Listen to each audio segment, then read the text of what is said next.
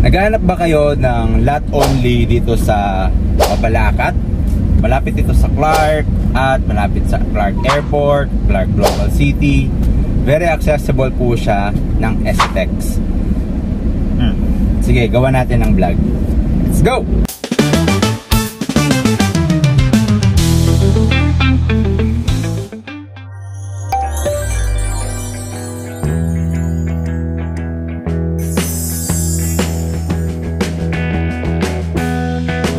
Yo, what's up mga kasanting? So it's another day and it's another vlog.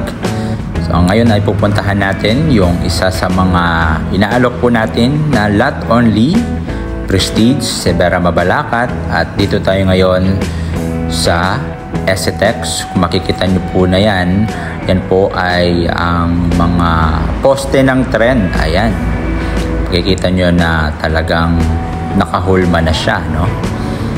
At ngayon ay I'm very happy and proud dahil isa naman po sa ating mga client ang makaka-receive ng kanilang title ng lupa. Matagal na po nilang inaasam-asam, no? Itong client po natin na to ay magkakapatid po ito at tatlo po sila sa unit, no? Tatlo po sila sa lupa na pinatitle. So, pwede po pala yun, no?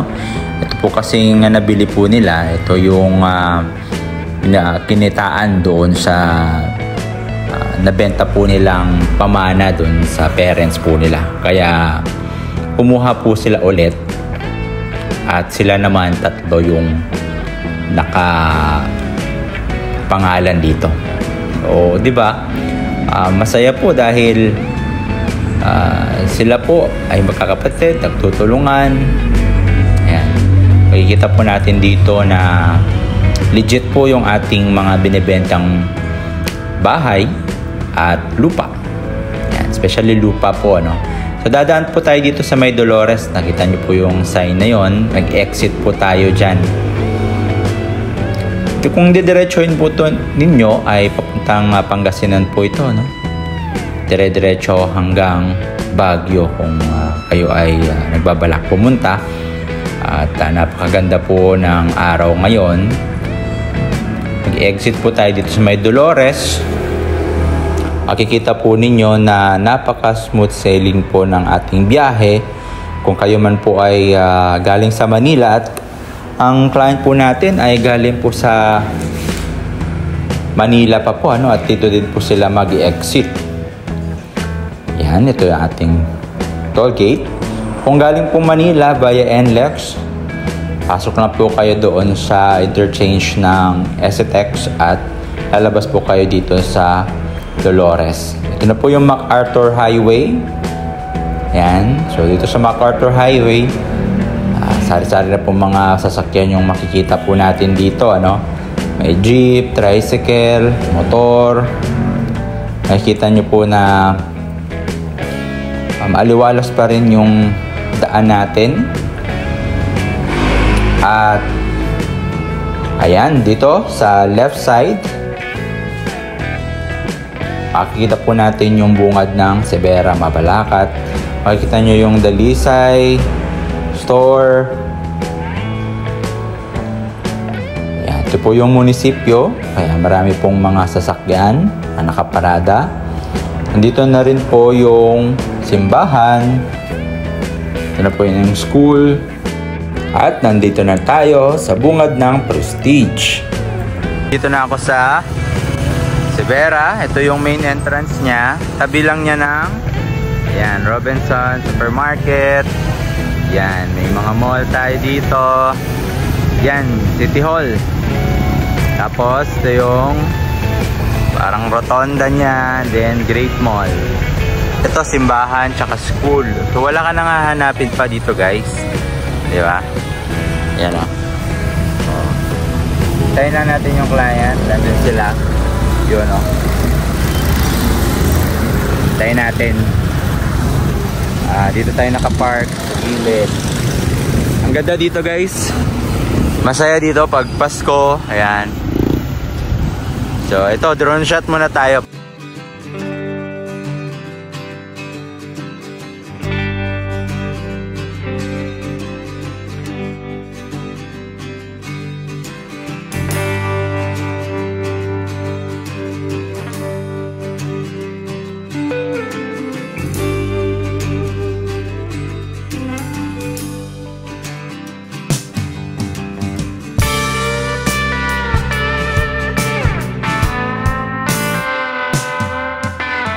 ngayon, tutulungan natin yung client na kunin yung kanilang title.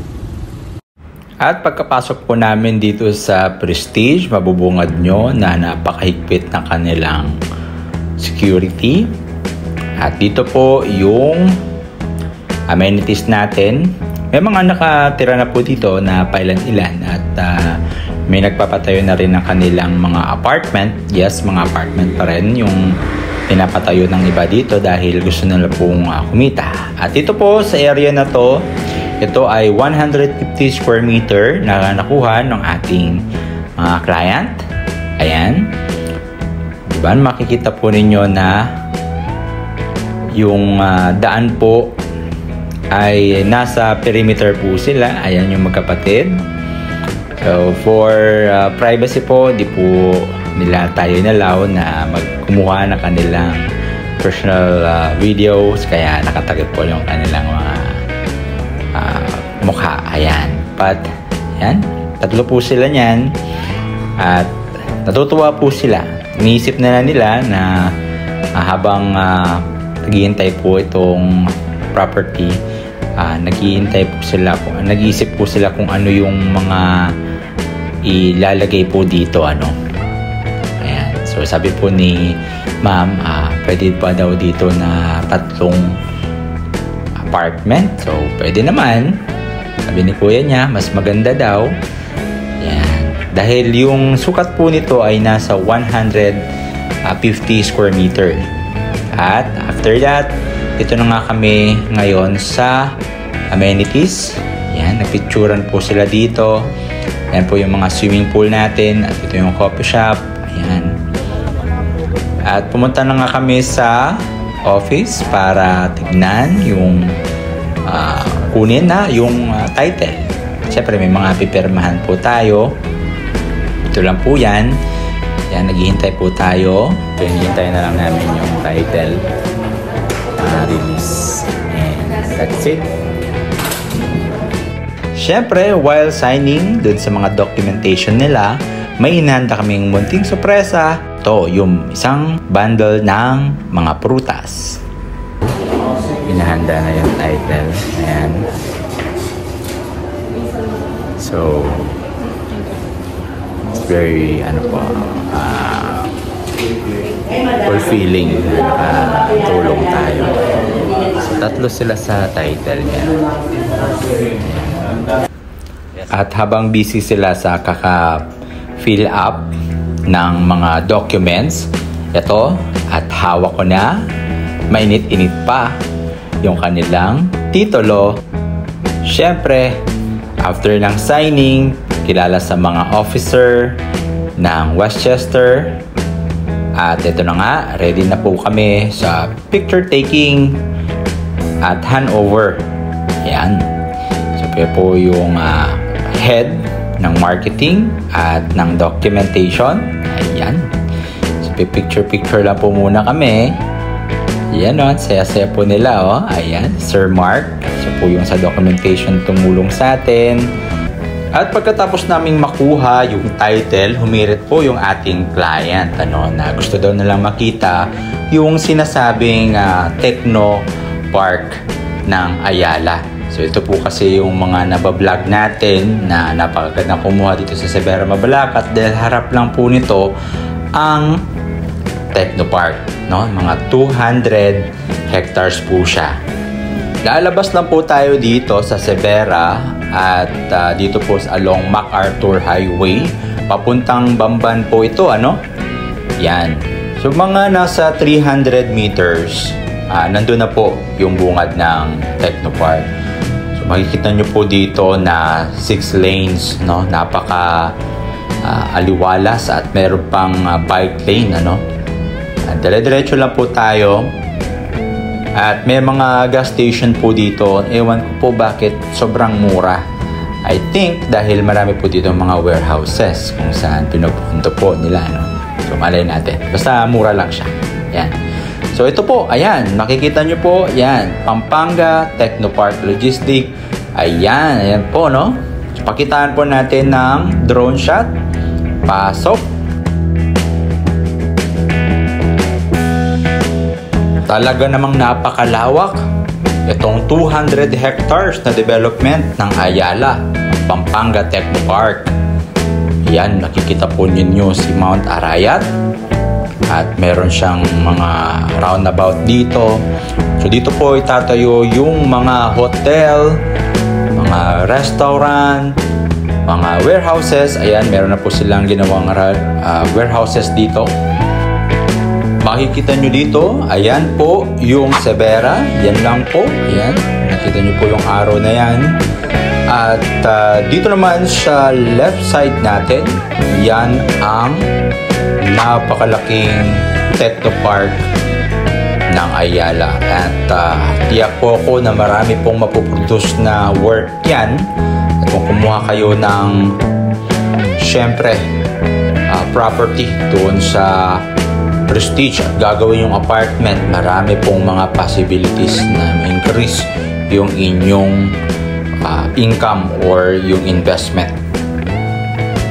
At para naman sa mga nagtatanong kung magkano ang presyohan dito sa Prestige Severa Mabalacat, meron tayong regular cut na 110 square meter at yan ay nagkakahalaga ng 1,870,000 at yung title cost niya o title transfer, kakahalaga po ito ng 93,500. Pwede mo itong i-installment, pwede mo itong i-installment, pwedeng 2 years to maximum of 10 years.